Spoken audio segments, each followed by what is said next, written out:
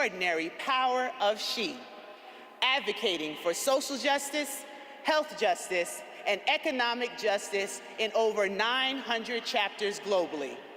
As a nonpartisan organization, we educate and mobilize our members, as well as the communities we serve, on issues that affect their access to equity, safety, and growth. Members exercise their individual right to make both personal and political choices. Today, we will get to hear from the sitting Vice President of the United States on how this administration is addressing the issues that matter most to us, like affordable health care, Black maternal health, small business opportunities. Our Vice President is a proud member of the Divine Nine family as a sister of Alpha Kappa Alpha Sorority Incorporated. And all 9 of our organizations stand in unity with an unprecedented outreach for voter registration, education, and mobilization to get coordinated efforts to get out the vote. We are stronger together. Since its inception, Zeta Phi Beta Sorority Incorporated has chronicled a number of firsts. We were the first Black Greek sorority to charter a chapter in Africa in 1948, to form adult and youth auxiliary groups, to centralize its operations in a national headquarters, and be constitutionally bound to a fraternity, Phi Beta Sigma Fraternity Incorporated. And after today, Zeta Phi Beta Sorority Incorporated will be the first D9 Black Greek lettered organization to host the first Black woman presidential nominee. My first opportunity to meet and start building a relationship with Vice President Kamala Harris confirmed what I observed as I watched her from afar. She is a leader that is thoughtful. She is a woman who is strong, brilliant, and compassionate. Her love for this country is unmatched, and her faith guides her actions. She is truly America's #1 lady and my dear friend.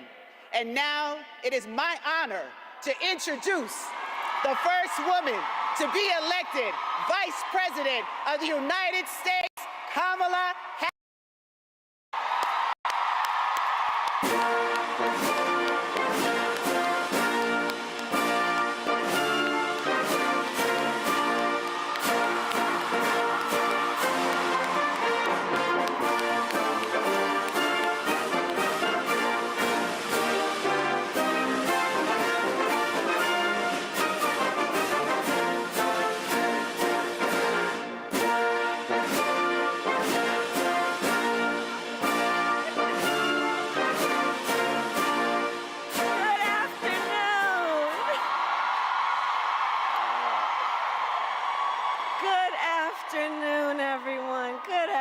Please have a seat. Good afternoon. I was just saying to your most glorious president, Stacey N.C. Grant, she and I talked about this visit months ago, sitting together, having a meeting in the Oval Office. And she invited me then to attend today. And I just want to, if I can, I just want to thank you in front of all of the sisters who are here.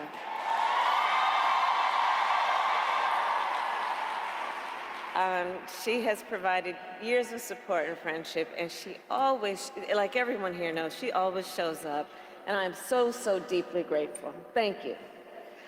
And to everyone here, it is so good to be with you, to the former presidents who are in attendance, to the International Board of Directors, and to all of the fine members of Zeta Phi Beta Sorority Incorporated.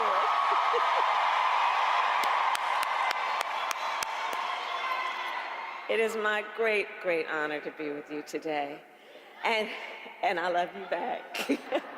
And also, on Air Force Two, joining me is Congresswoman Sidney Kamlager Dove. And I know here is also our dearest Mrs. Opal Lee, the grandmother of Juneteenth. Oh, there she is, right? And to all of the distinguished ladies, I thank you so very much for this warm welcome. And I will begin by saying a few words about our President Joe Biden. So tonight, yes, thank you, yes. So tonight, our president will address the nation about his decision to step down as a candidate, and he will talk about not only the work, the extraordinary work that he has accomplished, but about his work in the next 6 months. And so before he does, and while I'm here with you, I want to just share with you a little bit about him based on what I know, based on personal experience. Joe Biden is a leader with bold vision. He cares about the future. He thinks about the future. He has extraordinary determination and profound compassion for the people of our country. And I say that because I know that we are all deeply, deeply grateful for his service to our nation.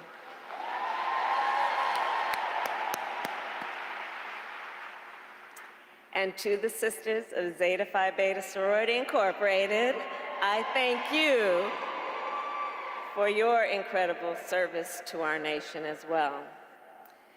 You know, I know who we all are. I know who is here.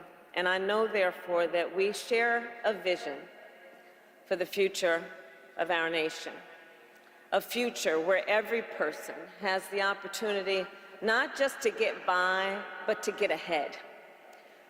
A future of social justice, health justice, economic justice, just as you have laid out in this year's theme. Ours is a vision of a future in which we realize the promise of America. And I deeply believe in the promise of America. A promise of freedom, opportunity, and justice, not for some, but for all. And for generations, the finer women of Zeta Phi Beta Sorority Incorporated have fought to build that brighter future. During the Civil Rights Movement, you marched for voting rights, economic justice, and an end to segregation. For more than 50 years, you have worked with the March of Dimes to lift up the urgent issue of maternal health. And from the 1980s, you inaugurated Zeta Days. And I will tell you, when I was a United States Senator, I would see this group of powerful leaders walking through the halls of Congress in white and blue. And I always knew I was looking at some of the most powerful advocates for justice in America. Truly. And of course, your leadership continued in 2020, when during the height of a pandemic, you helped elect Joe Biden, President of the United States, and me as the first woman Vice President of the United States. And I thank you. And now, in this moment, our nation needs your leadership once again. In this moment, I believe we face a choice between two different visions for our nation. One focused on the future, the other focused on the past. And with your support, I am fighting for our nation's future. And let us be clear about what that future looks like. I know the leaders in this room, and I know the future we believe in and we fight for. We here believe in a future where, for example, everyone has affordable health care, which is why our administration capped the cost of insulin for our seniors at $35 a month. We believe in a future where no child has to grow up in poverty, which is why I helped pass the child tax credit, which cut child poverty in half and cut Black child poverty even more. We believe in a future where the economy works for working people. That is why we forgave student loan debt for more than 5 million Americans. And if you or anyone you know benefited from that, please testify.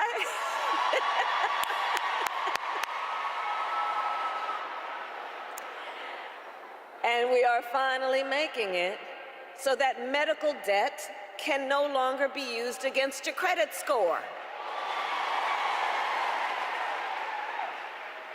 And it is because of our collective vision for the future that we continue to fight for affordable child care, affordable elder care, and paid family leave.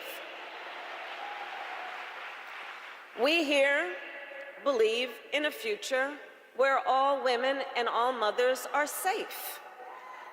That is why, as Vice President, I have elevated and took on the issue of maternal mortality, knowing that women in America die at a higher rate in connection with childbirth than women in any other wealthy nation in the world.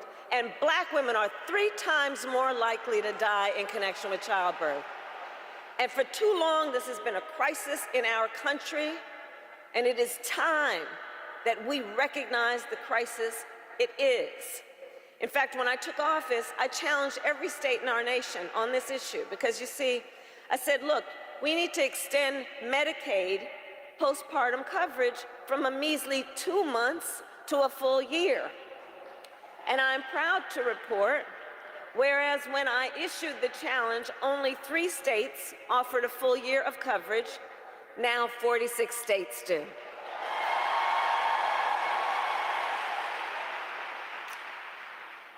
So I say, as we work to build a brighter future and to move our nation forward, we must also recognize there are those who are trying to take us backward. You may have seen their agenda. Part of it is called Project 2025. Now, can you believe they put that in writing? 900 pages of it.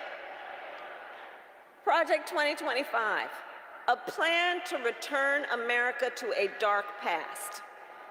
They intend to cut Medicare, to repeal our $35 cap on insulin, to eliminate the Department of Education, to end programs like Head Start, which would take away preschool for hundreds of thousands of children in our communities. Let's be clear. This represents an outright attack on our children, our families, and our future.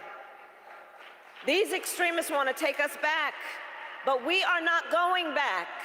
We are not going back. Ours is a fight for the future, and ours is a fight for freedom. Across our nation, we are witnessing a full-on assault on hard-fought, hard-won freedoms and rights. The freedom to vote, the freedom to be safe from gun violence, the freedom to live without fear of bigotry and hate, the freedom to love who you love openly and with pride, the freedom to learn and acknowledge our true and full history, and the freedom of a woman to make decisions about her own body and not have her government telling her what to do. And in the face of these attacks, we must continue to stand together in defense of freedom. We who believe in the sacred freedom to vote will make sure then that every American has the ability to cast their ballot and have it counted. We who believe that every person in our nation should be free from gun violence will finally pass universal background checks, red flag laws, and an assault weapons ban. We, who believe that every person in our nation should be free from bigotry, discrimination, and hate, will continue to fight for equality and justice for all. And we, who believe in reproductive freedom, will fight for a woman's right to choose, because one does not have to abandon their faith or deeply held beliefs to agree the government should not be telling her what to do. You know, when he was president, Donald Trump, former president, handpicked 3 members of the United States Supreme Court because he intended for them to overturn Roe v. Wade. The United States Supreme Court, previously the court of Thurgood and RBG. And as he intended, they did. Well, let me tell you something. When I am president of the United States, and when Congress passes a law to restore those freedoms, I will sign it into law.